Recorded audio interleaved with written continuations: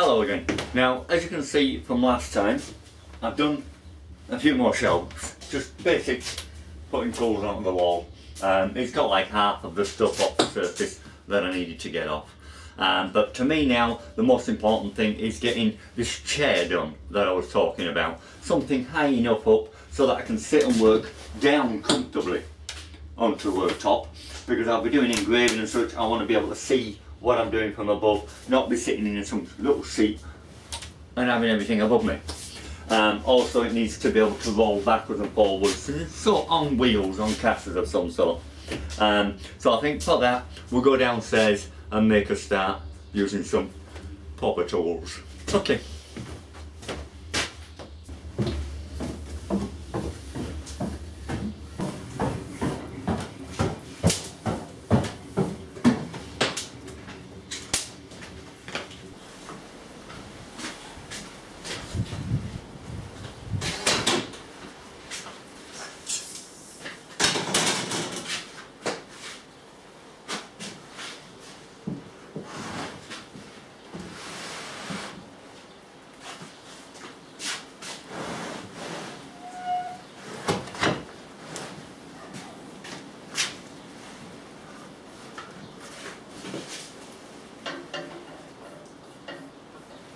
Another useful feature I added when making this centre island was this sliding section, which I made primarily because of the sliding cast iron table. But it meant I had a gap all the way down, only about 30mm between the table, saw table and the main table. And with this one sliding, I pull it out of the way like that, and I can now cut this board right down the centre, and it's fully supported and I'm not hitting anything. Okay? Good foresight. Okay, let's get on.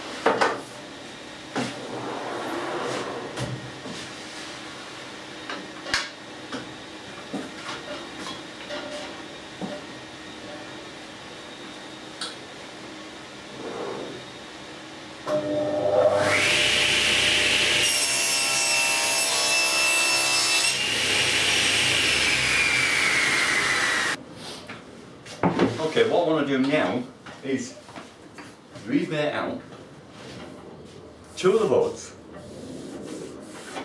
halfway down giving me 18mm slot. Just halfway down, so to 300.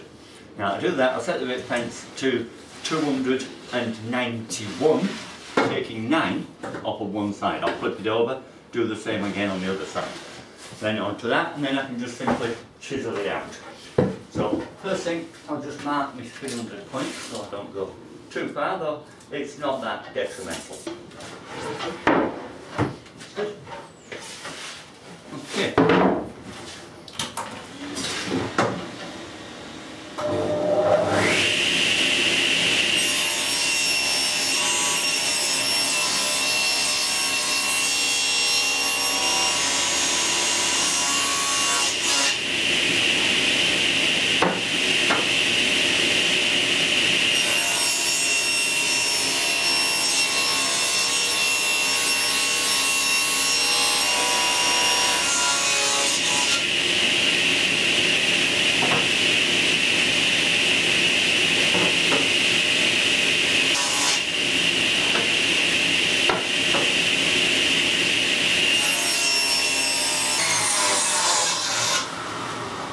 Okay, so obviously with the angle of the blade, I'm going to go a little bit further on the opposite side, but it doesn't matter.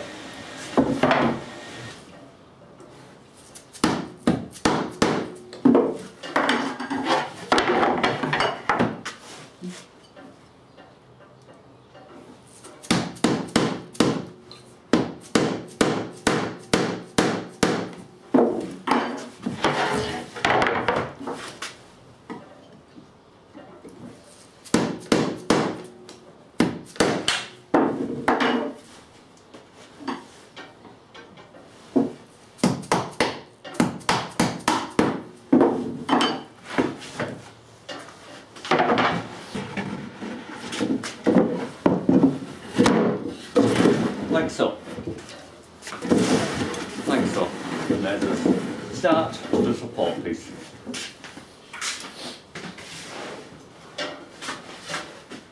Next, I want to rebate out this piece so that it will sit into the base in that cross formation.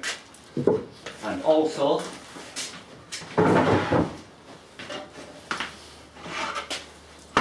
on the smaller piece, again, for the top. Then I'm going to scallop out like so. All 4 pieces. So let's get on with that.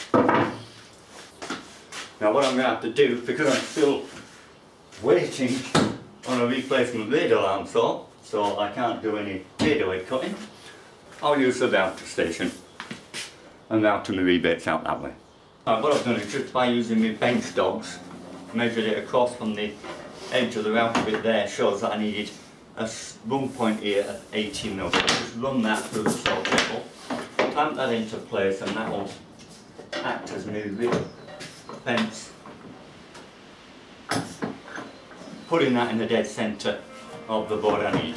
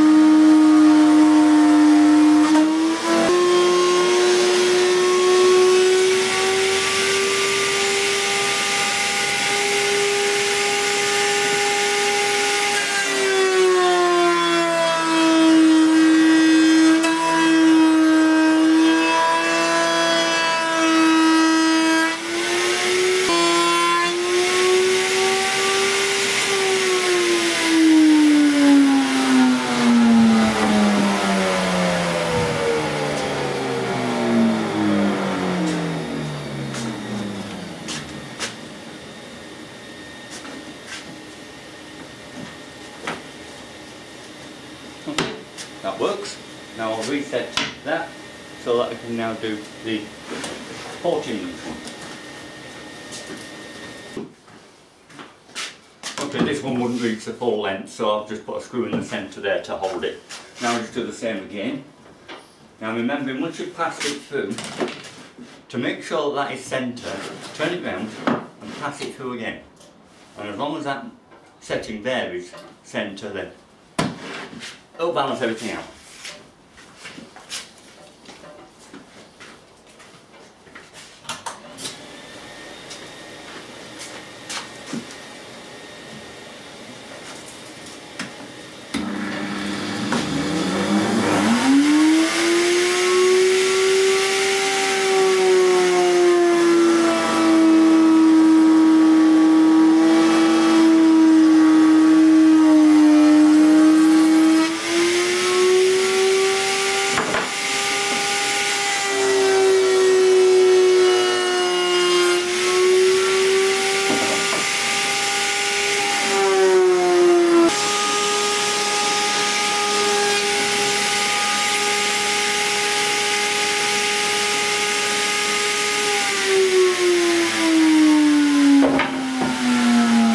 Right, the next thing I want to do is reduce the tops of these until they're down to the 1400 to fit into this, and scallop out the bottom, the sides, sorry. But I also want to make sure the bottoms are equal to the bottom of that, so I'm not allowing it to scallop out more than I need.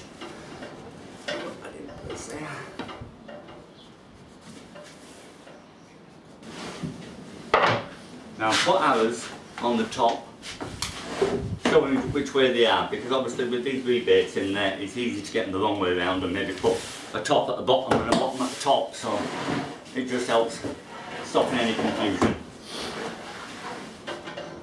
Okay, now how that's going to come down to there is entirely up to me. I don't want to take too much out and weaken it, but I want to take as much out as I can to allow my feet to get in, especially at this bottom end here. So I'm going to put a bit of a curvature there first, then swing it down. Here, again, curvature and swing it down. Yeah, then I can go straight, I think.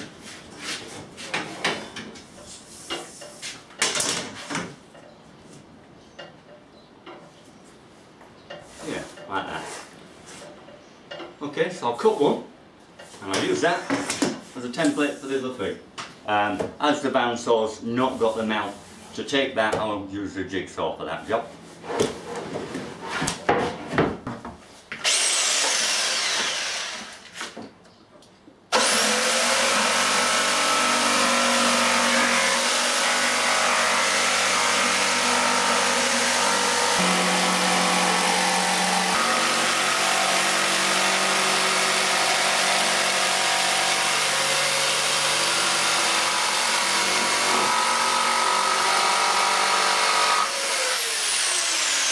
Okay, do that 3 more times. And we go.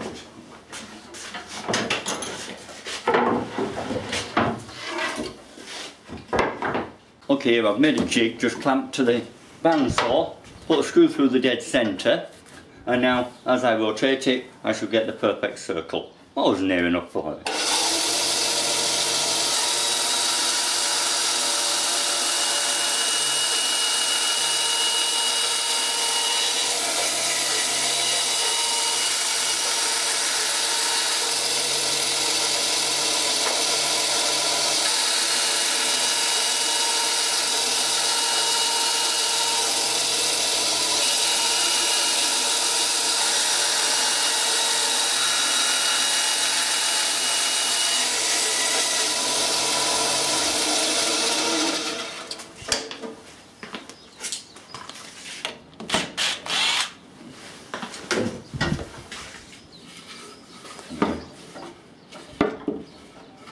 One wheel.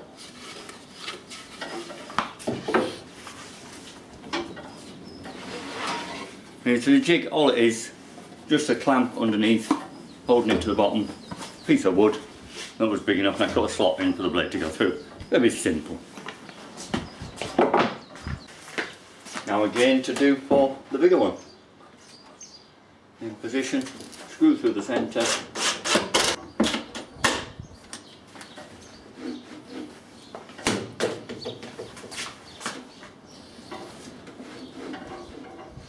Okay, Here we go.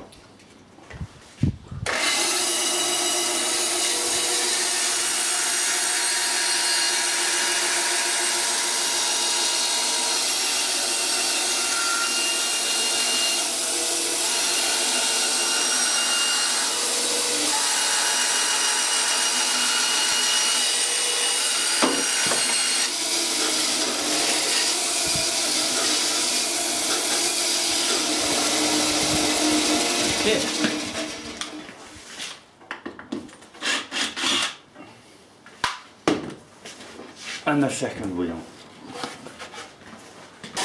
I just want to soften all the edges with the router.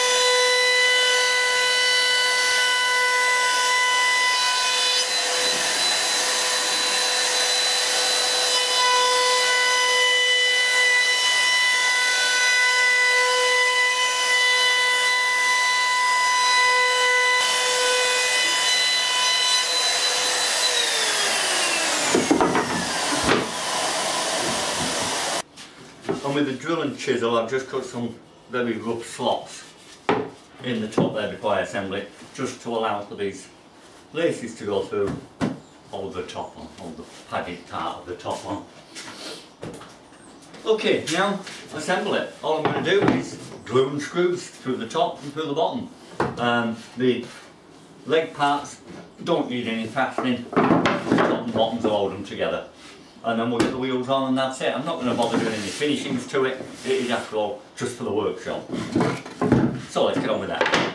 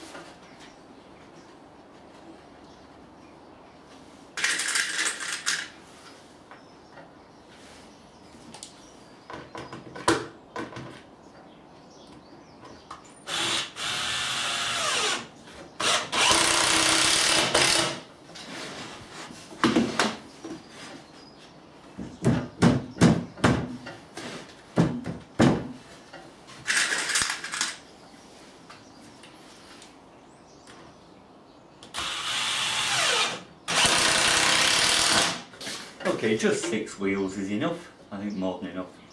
Just set them so that when they're spun round they're not coming out past the bottom of the chair. And that's it, we'll get them screwed into place.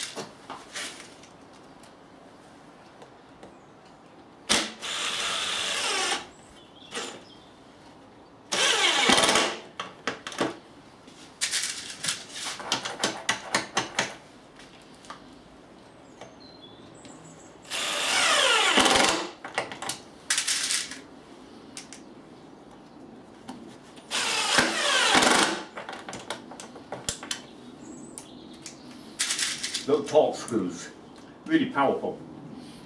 But they're gonna have to grip you a bit.